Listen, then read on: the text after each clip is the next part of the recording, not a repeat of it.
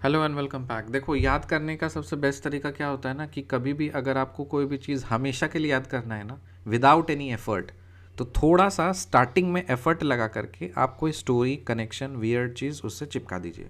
उसके बाद यकीन मानिए उसको दोबारा ना तो आपको रिवाइज करने की ज़रूरत पड़ेगी, ना तो आपको फिर से पढ़ने की ज़रूरत पड़ेगी या फिर पलट के देखना पड़ेगा, क्योंकि ऑटोमेटिकली वो आपके परमानेंट मेमोरी में कैच कर लेगा। For example, yellow cake. Yellow cake को मैंने कैसे याद कराया था? पॉटी के तरह याद कराया था। मतलब येलो केक का मतलब क्या? पॉटी। और वो है यूरेनियम ऑक्साइड। तो मैंने बोला था जब कभी भी सुबह सुबह आप टॉयलेट में जाओ पॉटी करने के लिए तो यूरेनियम ऑक्साइड पीछे से निकाल रहे हो, तो वो याद रह गया। अब जीवन में कभी भी ना तो उसको हमें रिवाइज करने की ज़रूरत है, ना तो उसको फिर से पढ़ने की ज़रूरत है, ना कोई किताब करने की ज़रूरत है, ना गूगल करने की ज़रूरत है। याद हो गया, कनेक्शन एक बार लग गया सो लग गया। अब एग्ज़ाम में आएगा व्हाट इज़ यूरेनियम केक, तो आप ऑप्शन टिक करके आओगे uranium oxide.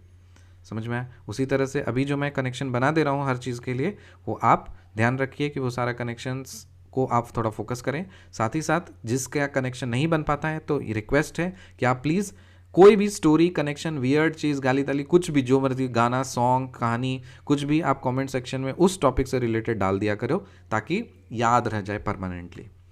Who appointed the first Indian education commission and in which year? देखो, इसका मैंने सिंपल सा एक कॉन्सेप्ट बताया था कि जो लॉर्ड रिपॉन थे ना, रिपॉन, ये काफ़ी मासूम थे, बहुत ही प्यारे थे।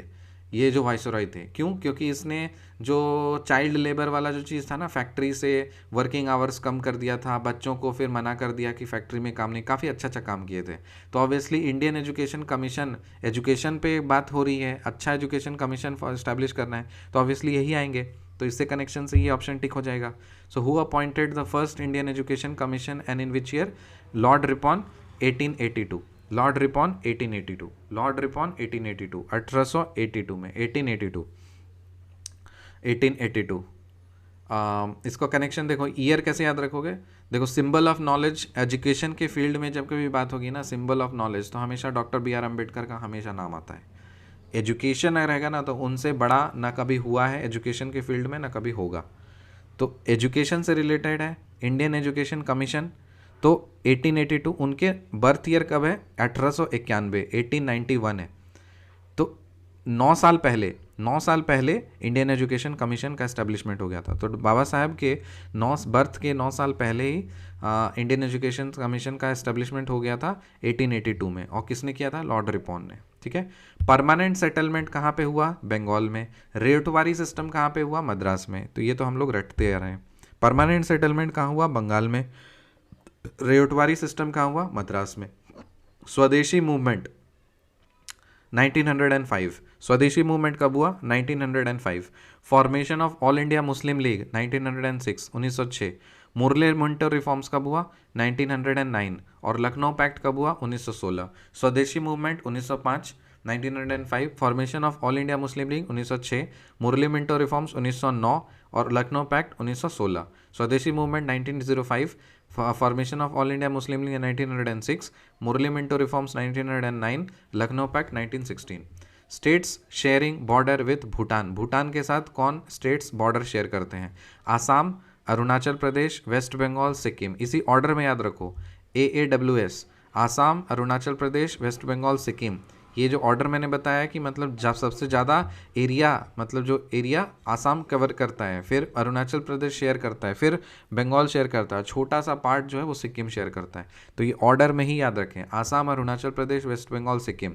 भूटान से कौन कौन सा स्टेट्स बॉर्डर शेयर करता है? आसाम, अरुणाचल प्रदेश, वेस्ट बंगाल, सिक्किम। इसी ऑर्डर में सबसे ज़्यादा आसाम है, फिर अरुणाचल प्रदेश है, फिर वेस्ट बंगाल है, फिर सिक्किम है। India's atolls are found in Lakshadweep. India का जो अटॉल्स है ना, एटॉल्स मतलब एक तरह का फीचर है, मतलब फीचर्स।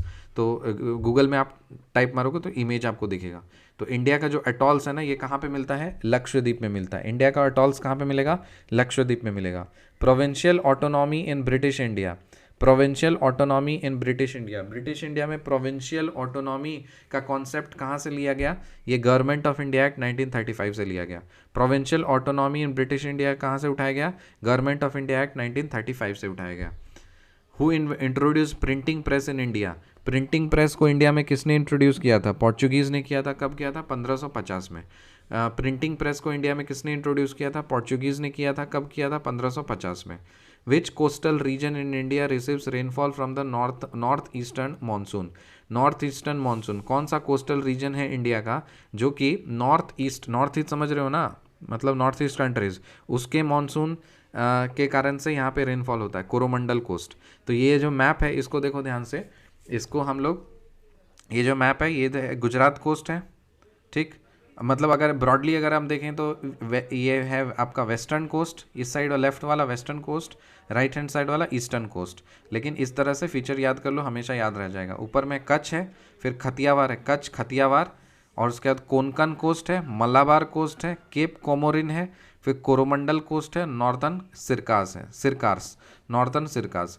सो Kutch, Kathiawar, Konkan coast, Malabar coast, Cape Comorin, Coromandel coast और northern Circars. I am sorry, Kutch, Kathiawar, Konkan coast, Malabar coast, Cape Comorin, Coromandel coast और नॉर्थर्न सिरकास। सो रिकैप करेंगे। Who appointed first Indian education commission and in which year? Lord Ripon 1882 में। परमानेंट सेटलमेंट बंगाल में था, Ryotwari system Madras में। Swadeshi movement 1905, formation of all India Muslim League 1906, Morley Minto reforms 1909, Lucknow pact 1916।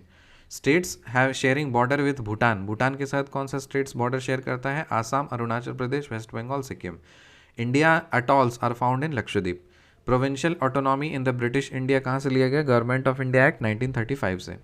Who introduce printing press in India? India में printing press किसने introduce किया था? Portuguese ने किया था। कब किया था? 1550। Which coastal region in India receives rainfall from the northern eastern monsoon? Coromandel coast. Map देख लो, पहले लेफ्ट साइड से स्टार्ट होगा, कच्छ, खतियावार, और उसके बाद फिर Konkan coast, Kutch, Kathiawar, Konkan coast, Malabar coast, Cape Comorin, फिर राइट साइड में चले जाओ कोरोमंडल कोस्ट और फिर नॉर्दर्न सिरकार्स। ये पूरा मैप का ये अच्छे से याद रखिए। कच्छ, खतियावार, फिर Konkan coast, Malabar coast, Cape Comorin, Coromandel coast और northern Circars. Indian satellite series INSAT is an example of meteorological satellite. INSAT जो है ना, Indian satellite series, Indian satellite series INSAT, Indian national satellite. So Indian satellite जो है इनसैट, ये इंडियन सैटेलाइट सीरीज जो है ये किसका एग्जाम्पल है? मीटियोरोलॉजिकल सैटेलाइट का है। ये इनसैट जो है किस तरह का सैटेलाइट है? ये मीटियोरोलॉजिकल सैटेलाइट है। So Indian satellite series INSAT is an example of meteorological satellite. Coast के बारे में देखें तो कच्छ, खतियावार, फिर Konkan coast, Malabar coast, Cape Comorin, Coromandel coast और northern Circars. Which coastal region India receives rainfall from the northern eastern monsoon? Coromandel coast. Who introduced printing press in India? Portuguese is 1550। Provincial autonomy in British India कहाँ से लिया गया? गवर्नमेंट ऑफ इंडिया एक्ट 1935 से। India atolls कहाँ पे मिलेगा? लक्षद्वीप में। States sharing border with Bhutan, Assam, Arunachal Pradesh, West Bengal, Sikkim. Lucknow pact 1916, Morley Minto reforms 1909, formation of all India Muslim League 1906, Swadeshi movement 1905। Permanent settlement Bengal में, रेटवारी सिस्टम मद्रास में। Who appointed first Indian education commission and in which year? Lord Ripon 1882। मुझे आपसे video में तो तकलीफ है।